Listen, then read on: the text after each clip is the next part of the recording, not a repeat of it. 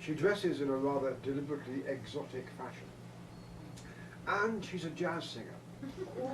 And she and Bruno, after a rather edgy first encounter and so on, start to understand one another a bit when they're in the car and they start singing. And she starts singing cheek to cheek, and then she goes off into scat, and at a certain point Bruno joins in and they start singing happily in the car. It's like a little mobile karaoke thing. And one of the things that she's really extraordinary at, and I got this a bit from my daughters, she's extraordinary at all of this social media stuff, and Instagram and Twitter, and I mean I can barely handle Facebook, but my daughters just sort of navigate through these social media waves, and I thought, well, actually a lot of this stuff could be very useful in solving crimes. Well, she whips out her phone instead of a gun. I mean, it's really interesting. Whenever anything comes up, she zips out her phone and finds things out. And advances the plot. Yeah, no, it's very handy. Now you have to sort of envision her in purple with a turban, you know, which is pretty exotic, as you say, in Bruno's village. Yeah, but you know what would maybe make it a little clearer? Could you explain again? There's the French, how the French investigate. There's the municipal police and there's the gendarme, and it's a little complicated. It is. The French have always had two main police forces. There is the gendarmerie, which was founded in 1793 at the time of the French Revolution, and they were founded as a paramilitary counter-revolutionary army, because in 1793 it was a time of the terror, and there was a counter-revolution coming from Brittany and other parts of the West, and the French revolutionary forces in Paris decided that they needed a paramilitary force that would go in and crush these rebels, and that was the gendarmerie. And the gendarmerie has always answered to the Ministry of War in France. Oh, they do. Not the Ministry of Justice, the Ministry of War. The Ministry and the Ministry of, and even the Police Nationale don't answer to the Ministry of Justice, they answer to the Ministry of the Interior. It's the magistrates who answer to the Ministry of Justice. It's got nothing to do with the police. So the gendarmerie is more like the National Guard? It is, except they're permanent. Okay. And they're under military orders, and they are also the rural police, or in most of the rural areas, they're the ones who do the patrolling. Then, although there is a police nationale, they don't work in Paris. Paris has its own municipal police called the Préfecture de Police Department, but all serious cities and towns have the right to have their own municipal police. And it's a huge potential for patronage for the politicians, and it's partly also because it works. And Bruno is not that extraordinary in having this kind of relationship with so many people in his particular town. I mean, I keep trying to sort of point this out in the books that most city cops are dealing with strangers. The victims are strangers, the criminals are strangers. Bruno is dealing most of the time with people that he knows, and that's a huge, huge difference. And we have in Britain a big debate on at the moment about bringing back more and more of the coppers on the beat. That's the policemen who walk around a particular neighbourhood. Even New York City has had that discussion. They're bringing that back as well. Right. I think it works. I think it's a very good idea. Particularly now that we have this challenge once again of terrorism, because unless the police are able to establish personal contact with some of these communities where terrorism is emerging, it's very, very hard to build up the information system needs. And I mean, one of the realities of Europe today, looking at Manchester and London and Nice last summer and Bataclan in Paris, and Berlin last Christmas is that it's become a normal part of, a tragically normal part of life and death. I read in something that the problem isn't that there's not enough data. The problem is there aren't enough analysts. Yeah. That it doesn't do you any good to know that this guy should maybe be on a watch list. Nobody's analyzing that and watching him. And so, you know, that needs to be in local police with actual contact. I mean, Phoenix is not a place where a person could handily walk a beat. One thing is just too hot, but another, our neighborhoods, we're an automobile city, you know, so you could have people drive around, but you really can't have people walk around in the same sense. But what I think may be a little more confusing for your readers is the role of the magistrates, because that doesn't happen for us, you know, that you get people from the judicial side coming into the investigation so early. Well, Balzac powerful man in the world, because it's the magistrate who has to decide whether there has been a serious crime, a délit as it's called in French, and then the magistrate is the one who is meant to direct the police. Once the magistrate is involved and declares a délit, he then in effect outranks even a very senior police officer in saying, I want it to go this way rather than that way. And then the magistrate will often be the one who prosecutes. The magistrate, well, the French do not have a system like we do in Britain or you do in the States of an adversarial court in which you'll have a prosecution against a defending attorney.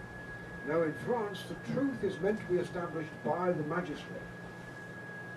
And when he is convinced that he's got the truth, he will go before the judge. And at that point, you can get a counter-defense attorney. But the magistrate really has extraordinary powers. And right now in France, we've had a state of emergency for the last 2 years. And I know a lot of cops who have not had a single full weekend off in those 2 years, because that's what a state of emergency means. And it's troops at all the airports, troops at big railway stations and so on. It's really serious stuff.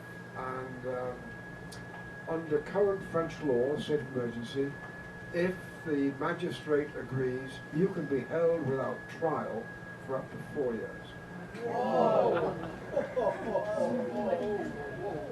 But you can see for a novelist how great this is, because you've got an automatic source of conflict. You know, I mean, you've got Bruno who, you know, wants to invest a crime, but then you've got, you know, the magistrate who can come in and direct that. And so this young woman, who's really kind of wet behind the ears, even though she has graduated from, and that's another French thing too. You might mention the école, because that's really, yeah, it's a French version of the Ivy League taken to extremes. The French believe it is sensible to have a complete meritocracy. So there are straightforward universities, but the really important places to go to are the grandes écoles. And there's the School of Mines, there's the School of Engineering, where they have to wear uniforms, so they're young military officers. And then above all, there's the ENA, the École Nationale d'Administration. And that is meant to produce the French governing and administrative elite. And so, of the last few French presidents, Chirac was at ENA, Valéry Giscard d'Estaing was at ENA, Sarkozy was not, he broke the mold, François Hollande was at ENA. It is a most extraordinary place in that it combines in a way the Ivy League with Britain's Oxford and Cambridge all in one particular spot. And if you're not going on to be President of France, you will certainly be running one of the big ministries of state, or you'll be running one of the many French corporations that are in fact partly owned by the French state, like Airbus or French Gas or Electricité de France or France Télécom. It is it's a very strange way of running a country, but it seems to work. The French seem to enjoy it, and you have to admit they do keep a pretty nice country over there. But it's a real, I mean, it's an old boys network, you know, a serious one. And I always think it's kind of funny that, you know, they had the revolution to get rid of the ruling class and then they created their own. But it's more of a meritocracy than it is just by blood. And in point of fact, well, it'd be hard pressed to come up from a blue collar family, perhaps in Marseille, and suddenly find yourself in ENA and whatever. Yeah, on the whole, there are really fashionable and very successful lycées. You've got to get through your lycée, which is your secondary school, right. the high school. And if you go to Louis le Grand, you're much in the heart of Paris. You're much more likely to go on to ENA than if you go to a little, say, Lycée Jean Jaurès in working class Lille. That's the way it develops. Well, we were talking to Kara Black last week, who writes the series set in Paris and the various arrondissements, whose life goal is to come here with you one of these days. We've got to work it out. We were talking about that, and I remember, I don't know how many of you have ever read the Judge D Mysteries by Robert J. Gulick, which are among my favorite books of all time. And China, Tang Dynasty China, which is what, like 6th century or something, also had a bureaucratic meritocracy by examination in school and so forth, so that ordinary Chinese could in fact advance to become, like Judge D, a magistrate, you know, and run the country. So it isn't a brand new concept with the French. Nothing new under the sun. Right. So anyway, here's Bruno, and he has this woman show up who is young and inexperienced and all, but she's there to, and he resents it. She has been told she has got to follow him around for Right. 2 or 3 weeks and doing a time and motion study of what it is like to be a municipal policeman. And Bruno thinks, my God, this means I can't nip in to all my friends around the commune and have a little drink, as I often do. And people won't tell me anything. And what's more, it's quite unusual in this part of rural France to have a sassy young black woman who dresses in turbans and other things and seems to feel it's her duty to boss the local policeman about. So but she has one great thing, which is she loves her food. When Bruno takes her to the local bistro, and she starts talking with the chef, with Ivan, about the classic dish of the Caribbean, épices, and then she goes and makes it in Ivan's place. Then she starts becoming more and more accepted. Plus, she eats all of the croissant, pain chocolat, pain raisin that Fouquet has in his cafe. Becomes famous for that. She does. So she becomes part of the community just by eating. Which is very French. That's right. And singing. So all of that is background. What actually happens? I mean, she gets there. She didn't get there to investigate a particular crime. She got there to follow Bruno around. But inevitably something is going to happen, right? Well, all my novels start with one particular image or one particular idea. And this one began with a ruined castle, which is on the cover of the books, and it's called Comarque. And it's an extraordinary castle. It's built on a great big high cliff. It's one of the biggest castles in Europe in terms of the actual land surface it commands. And it's also right in the middle of some of the most important prehistorical archaeological sites in the area. And it's sitting on top of a whole number of caves. I've been into the caves of this place. There are 15,000-year-old horses' heads, life-size, engraved on the wall. Just across the valley is Cap Blanc, where you have a whole series of statues, about 14,000 years old, of life-size animals coming out of the cliff. There is the great Venus of Lucerne, one of the most famous bits of prehistoric sculpture. One of these Venus sculptures of very amply proportioned women with enormous breasts and hips and very prominent vulvas. And it's almost certain that there was some kind of fertility symbol. and the most famous of them, the Venus of Lucerne, was found right there where the castle is. So I've always been fascinated by the castle, and I know the chap who owns it and has made it his life's work to try and restore it. And I'd always wanted to write something about it. A woman's body is found dead at the bottom of the great high cliff, and she's not carrying any identification.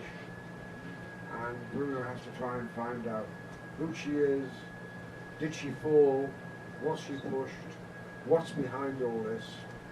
And it turns out that Amélie, with her magic phone skills, turns out to be very, very good at researching these matters. And the great thing about this castle is that it leads me in two directions that I can use to counter one another within the plot.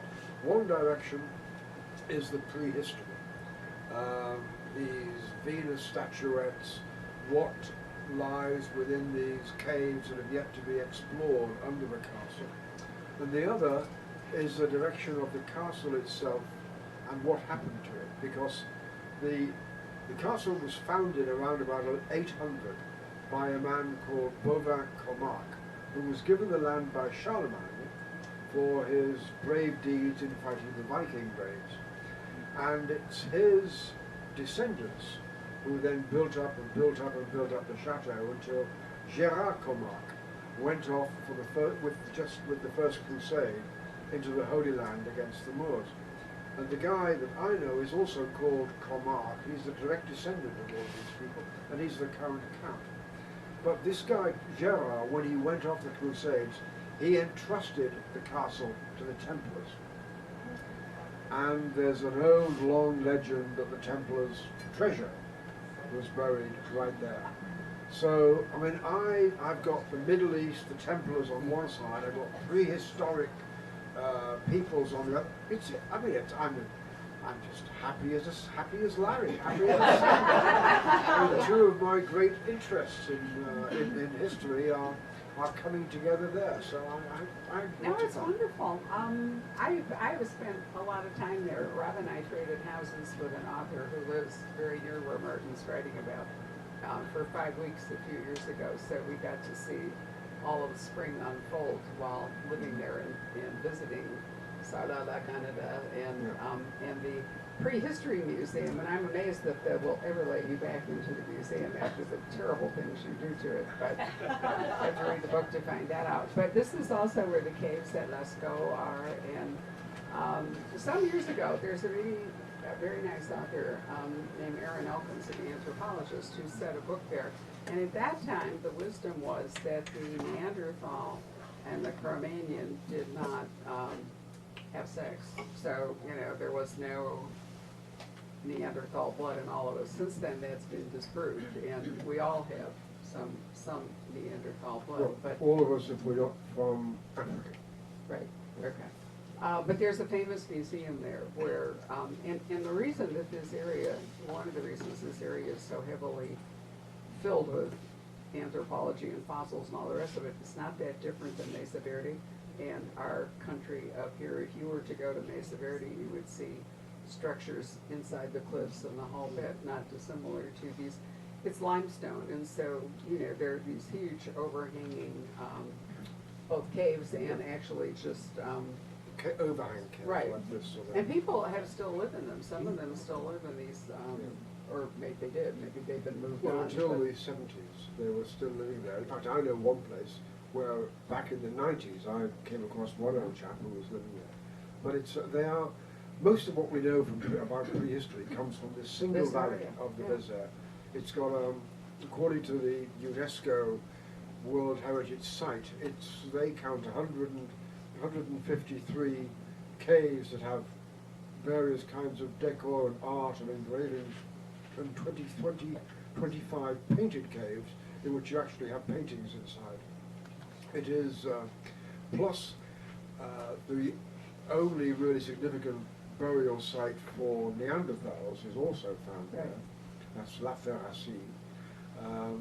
And it's really fascinating because for years we assumed that it was rather like Darwin, Charles Darwin's survival of the fittest. We assumed that the Neanderthals had been wiped out by the coming of the Cro-Magnons, the rather more modern, our ancestors, Homo sapiens sapiens, which was always a really, really grim thought, because it implied that our human existence begins with an act of genocide against the Neanderthal, which of course fits in with the biblical tale of Cain and Abel. And it's interesting that you have exactly the same myth of brother killing brother in the dawn of history in the Muslim religion and also in the Buddhist religion. And there's this idea of internecine war, and among the Hindus as well. But thanks to DNA, we now know that most of us from Asia and Europe have about 4% DNA in our makeup. So they were absorbed rather than obliterated. Intermarriage or interbreeding certainly took place. Now, whether it was consensual, I don't know. It's like Roman to Sabine women, but you know, there we go. And one of the things also, of course, that is a huge problem in this area now that tourism has found it and all, is, and it's the same problem we have down at our little cave here down by Tucson. Can you let people in? You know, and we'll just, they're breathing and, you know, can't keep people from touching things using their flashes, and I'll destroy the paintings. So at Lascaux, they closed the cave and they made a complete replica of it, hilariously, and I don't know if you've been there, but in some, is it in Germany or is it in Venice? I can't remember which. There is a whole, in a museum, there's a whole reproduction of Lascaux, and the best view you can have of the ceiling at Lascaux is to lie on the floor with a mirror at whatever this is in either Germany or Venice, and there it all is. There's one, it's in Germany, it's near the Neanderthal near Dusseldorf. But we've now got yet a further one called Lascaux 4. Right, you talk about it, that's what I was leading up to. It was just opened in December. Oh, it's now open. It was opened in December by one of the last acts of President Francois Hollande. Okay. I was invited along to the opening of it. And it's meant to be Lascaux for the 21st century. So there were 4 Lascaux now. There's the original Lascaux, number 1, which has been sealed off from the world since about 1960. There's the second, Lascaux 2 was the first great copy that was then put together, which I really recommend that anybody see. Lascaux 3 is the travelling Lascaux exhibition, which is, it takes about 40 great big trucks to carry it. But it goes, it's, you know, and I go along on these voyages with it, just do the English speaking. It's done USA, Canada, Japan, Switzerland, Germany, Korea, and it's about 1/3 of Lascaux is there, plus a very nice museum exhibit. And the 4th one, at a cost of close to $100 million, is called Lascaux the 21st Century, Lascaux 4.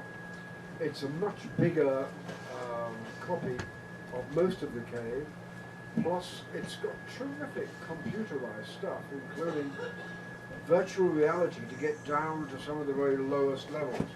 And I warned them when I was first shown, I said, look, you're going to have lots of little boys having lots of fun here, but being violently ill as they go around with this virtual reality. Well, you can imagine. I don't know if you've tried virtual reality yourselves, but you get very, very dizzy. I was a little boy myself once, and I can remember it very well. Well, if you go there are other caves you can go to, and yeah, and I did one with the Northwestern alumni trip, and there's one where you actually ride a little train like Disney. Ruffiniac. Yeah, Ruffiniac. Yes, it is Ruffiniac, right? And you get all the way to the back, but it's pitch dark and all. But here's the thing: it was the same way for them. So how did they do this art on the walls when you were so far underground? There was no illumination of any kind. You know. I can answer. Oh, good. They, whether it was by trial and error or whatever, we know what they used for illumination. Okay. And they picked on just the right thing. They picked on a combination of wick and of grease that would not come up with black smoke, and therefore Ruin the painting. ruin the painting and cover the chalk, and also it wouldn't smoke, and it burned with a very clear flame.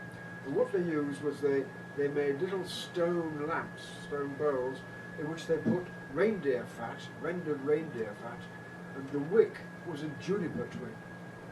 And that was about the only combination that would have worked without this, until beeswax came along, without getting all of this black smoke. So they were pretty smart. Well, this is all important in the plan, and actually, so is the museum. There's a really phenomenal museum of prehistoric man located in, Les Aisies. Les Aisies, right. If you ever go there, you really wanted to go. Not only did they have displays, but they have interactive stuff and all. I mean, it's really fabulous. Martin, as I say, is probably banned for life from this museum, but, Oh, no. no? They were okay with it?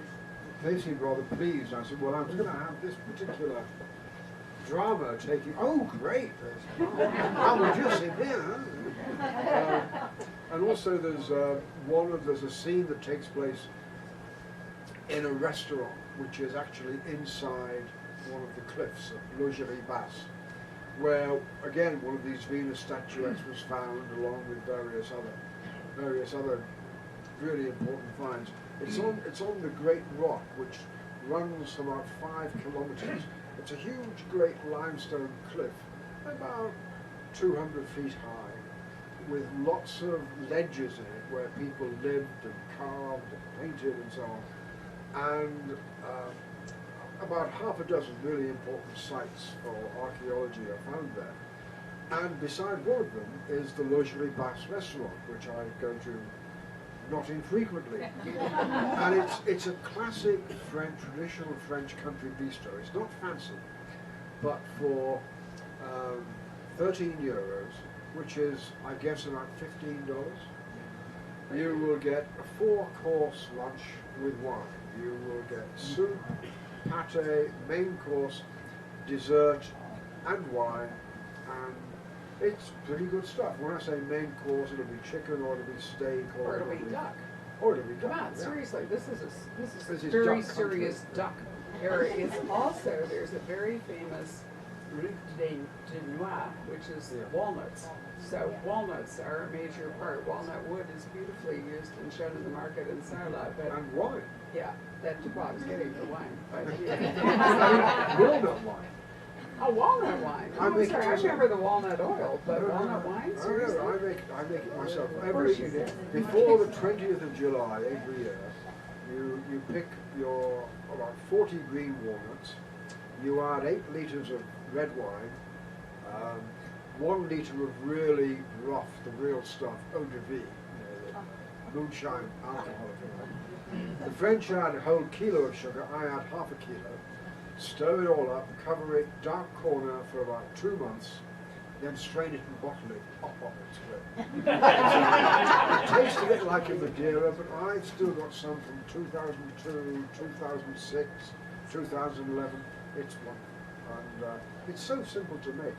But the point I wanted to add about this restaurant in the cliff at Logerie Basse is that at the back of the restaurant itself is built into the cave, and through the back of the cave is another cave where, for special occasions, the restaurant will open it up for things like for friends who want to have a dinner party or a birthday party or something.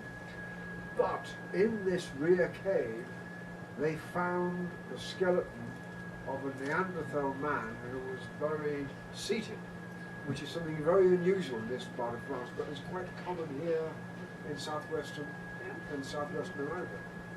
And so the skeleton's long been removed to the museum in Les Aisies. But what it means is that every time when you're sitting there inside the cave eating, every time the waiter comes in, after he's handed stuff down, he quickly crosses himself.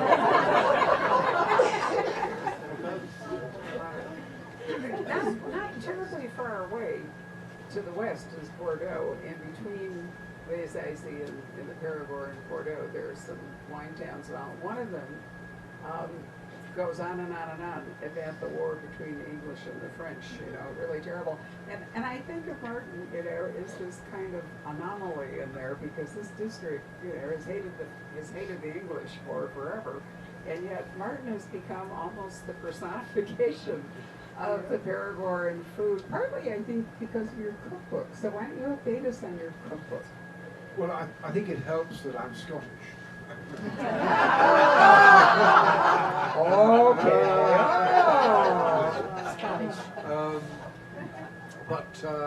Yes, I mean, but look, the French are they're very welcoming. So I'm a chevalier of foie gras, which is I'm one of the sort of group of people who's meant to uphold the quality of foie gras. That means you get to a really cool role. And every year I get to go to this extraordinary lunch well, it's a day when we spend the morning testing the foie gras and tasting and so on. Then lunch starts at about 12:30 and goes on till about 6. And I have to arrange for somebody to pick me up to drive me home. And then they've made me a Grand Consul of the wine of Bergerac. Now the Grand Consulate was founded in 1254, and there are 20 of us every year. We wear these medieval robes, and we have the right to go into any vineyard in the whole of the Bergerac and taste and test anything to uphold the quality of the wine. Look, this is a really tough job. Somebody has to do it.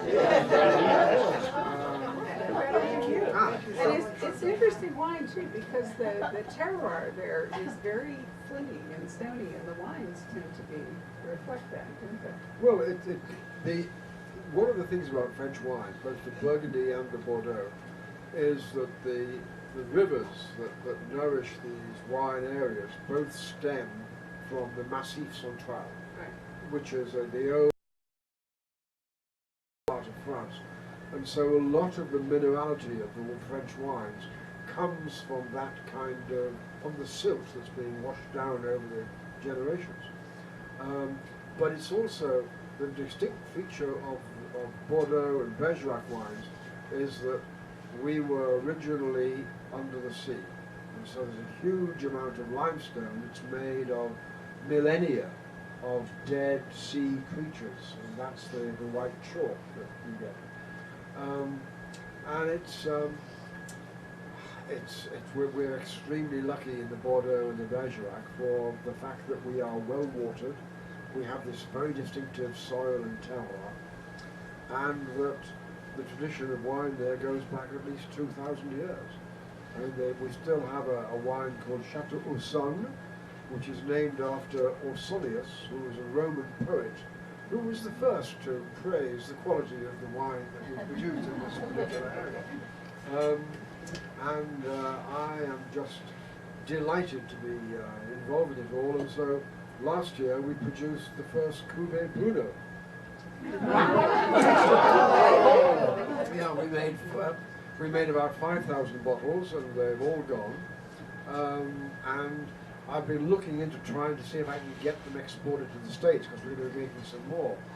But you're supposed to be believing in free trade in this country. Every single state in America has got its own rules about exporting of foreign wine. It's going to. Yeah, I told you we ran afoul at that with the rosé from Cape Town that Rob fell in love with, and getting it here in Arizona is really difficult. But my question was, since your cookbook, ostensibly French food, that is published only in German apparently, it's really a European story. How are we doing by an Englishman version? Well, yes, a Scot. A Scot. Very important distinction. Let's not forget. It's it's a heartbreaking story. Yes. Because the way one of my American editors, publishers said, he said, "Martin, beautiful book, great photographs. We know it's won prizes and so on, but the only way we can sell cookbooks in the USA is if you've got at least one, preferably two, of 3 qualifications. It says, one is to have a world-famous restaurant. Yeah. Second is to have a successful cookery TV show. The third is to have a figure like Nigella Lawson. Yeah. And you don't qualify any one of those. My British publishers wanted to do it, but the German publishers own the copyright to the photographs, and there's a big argument about how much they pay. So I said to my German publishers, okay, I'll publish it myself if I can have the rights to the photographs. And they said, well, that's fine, Martin, but how would you distribute it? And I said, why, through Amazon.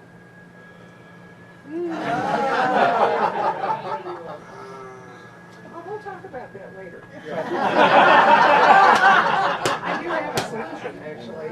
So I'll put you in touch with Jason Goodwin, who has worked this out. But anyway, it's heartbreaking. So you can go to the website, which is maintained by your daughter, right? One of your daughters? Right, and sort of figure out what's going on. But meanwhile, back to the book. So what we have is we have a dead body of a totally unidentified woman below the castle on top of ongoing archaeology, and maybe there's Templar treasure underneath it. That's all we need to tell you, right? And then you already know about the young woman who's come to town and what's going on there. So let's ask about Balzac and about the horse, and then we'll take questions. Okay, well, Balzac, the Basset Hound, was modelled on my own Basset Hound, called Benson, who I'm afraid went to the great happy hunting grounds in the sky on Good Friday. Well, he was 14 years old, which is very old for a Basset Hound. And when I get back to France, I have an appointment with a breeder for Basset puppy, because I can't do without a Basset. I don't have a Hector, which is the name of Bruno's horse, but I do have a nearby stables where I do go out, but rather more sedately than Bruno does. I'm getting a bit nervous about falls these days, so... You're not galloping thus over the ridge? A gentle canter is about the best I can manage, in more ways than one, yes. And so the women in his life are still, involved with the animals. But before Balzac, there was another. There was Gigi. Yeah. Gigi. Yeah. And I still I asked Martin once how he could have borne, to lose Gigi, and I always liked your answer, which I'm not sure we ever really discussed. But in terms of the book, well, Gigi was.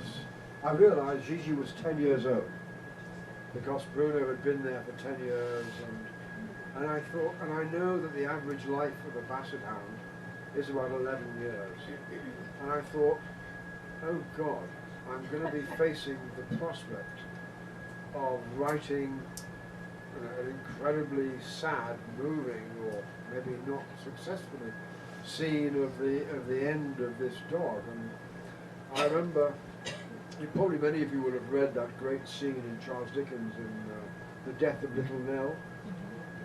And you'll recall that Oscar Wilde once said, any man must have a heart of stone who does not laugh at the death of reading the death of Little Nell.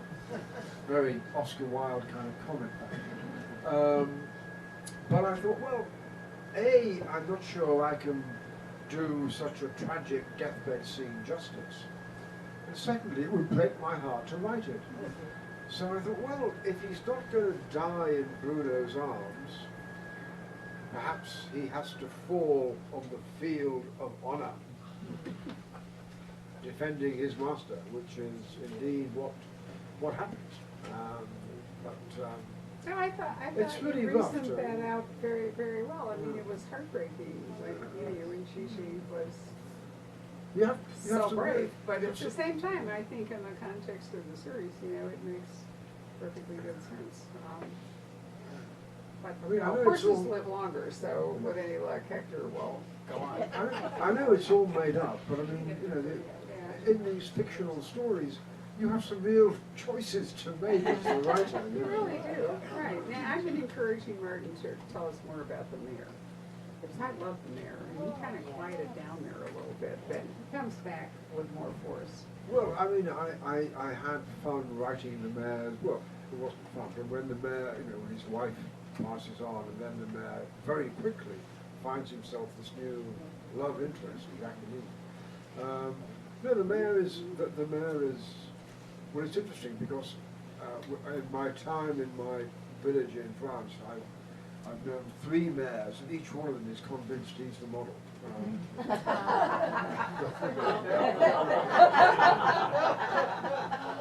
Right.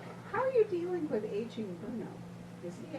He never ages. No, That's Bruno, what I thought. no, Yes, Bruno he's just still is, 40, and Bruno is forever 40. Yes. right. And he shouldn't age. That would be. Well, no, there's this little sort of, I think there's this little bubble around Saint Denis. Like Brigadoon, except of immortality. The world around it all ages, but not any of our friends. So excellent. I'm really happy to hear that. So, anyhow, perhaps some of you have questions relating to the book, and then, as I say, we can turn off the live stream and can ask other sorts of questions. Miles, are you back there in your office? Hello, Miles. Not there. Well, she'll appear at some point. Somebody will, Patrick King, you could turn off the live stream, couldn't you? How wonderful. Anyway, do you guys have questions about the book in particular that you might like to ask? Oh, come on. well, Just a general comment, as to follow the narrative, that many of us do enjoy the cooking parts, having had a chance to go there in vicinity, so encourage you to acknowledge those. well, funnily enough, the one that's going to be coming out next year, which I've just finished, Yay! begins with a cookery school. Oh. And Bruno is called in to be one of the advisors on how to get 5 meals from a duck.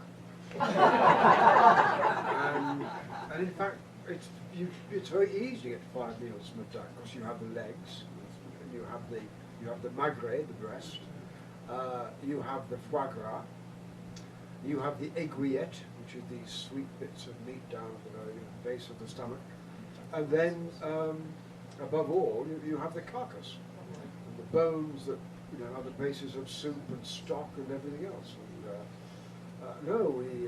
not difficult at all to get 5 meals from a duck. In fact, my wife Julia, one summer, was so struck by the number of ducks we were consuming with family and friends coming through that she kept a log of how many ducks we had. Do you know, we got through 42 ducks that summer. I mean, I was surprised we didn't have webbed feet. I was.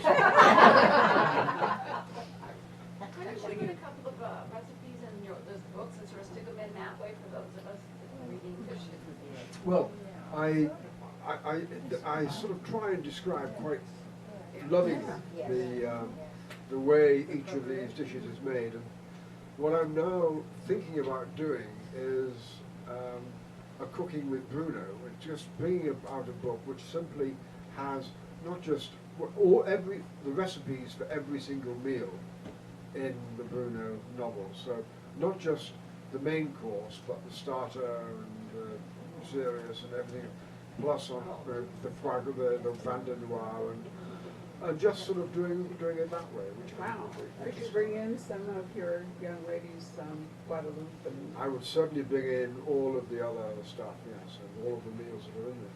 I mean, I think that would be quite fun to do. It would be fun and delicious too. Don't you wish you could go to dinner with Bruno and his people? Does Emily bring any stuff with her from the Netherlands? Sorry? She brings some stuff with her from the Well, Netherlands? no, she brings the recipe for her mother's épices from the islands. But does she bring any ceremonies or any island culture with her? No, she's a very Europeanized young woman. But what she does is she brings her mother's recipe for certain kinds of this kind of special spice from the islands, and she finds the Scotch bonnet peppers, which are the heart of it, in the market in Saint Denis. And it's no, I mean I've tried this épice and it's very good. I mean this emerged from a couple I met. He's French, she is from Guadeloupe, and we became friends with them, and so start eating some of their food. I really am not. I am not nationalist when it comes to food. I mean, I do enjoy a hamburger, and I think that a good American barbecued ribs is a feast fit for a king. But even the Germans have got their Wiener Schnitzel and their bratwurst. There's not a culture in the world that doesn't have some good food. And they still, despite the EU, have markets in this area. It's the butchers that I guess in Germany anyway, the butchers have been clobbered by the EU health regulations and stuff. But in France, they're still doing the cheese. And Rob and I went to all kinds of markets. Rob would live in markets if he had the opportunity. So, and there's nearby, somewhere near we were, there's a famous strawberry market. I can't remember. Right, so one day we went up and, and there were like strawberries of all kinds, the little teeny ones, the Frais de Bois. In the Périgord, it's the only place in the world where we have appellation contrôlée for strawberries. Because about half of the Périgord has got this déclaration d'origine for strawberries, which is unique in Europe. We grow 22 different kinds of strawberries. And they are for the market.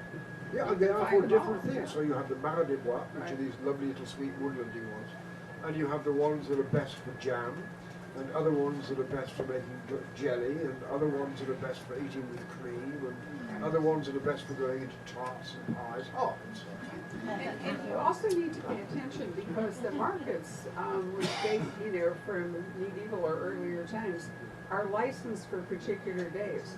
So there's a market in this town for Thursday and a different one for Wednesday. So if you pay attention, you know where to go on any day of the week to which town and, what the market. Sarlat, I remember, has a big one on Saturday and a partial one on, I think, Wednesday, something like that. There's a smaller one, I think, on Wednesday. There's going to be an enormous party in the town nearest to where I live, the Butte, because in 2 years' time, in 2019, will be the 700th anniversary by King Philippe le Bel. Okay. So 1319, and we're already planning what to do. There's going to be an enormous feast, because nothing could ever take place in France without a big communal meal. You'll be there in your robes. I will be pretending to be French when you're just a Scot in France. All right, anybody else have a question? Sure? Well, why don't you talk to us a little bit about what just happened in England with your election, because it doesn't work like ours, and I'm still slightly confused about how she's still in office. So am I.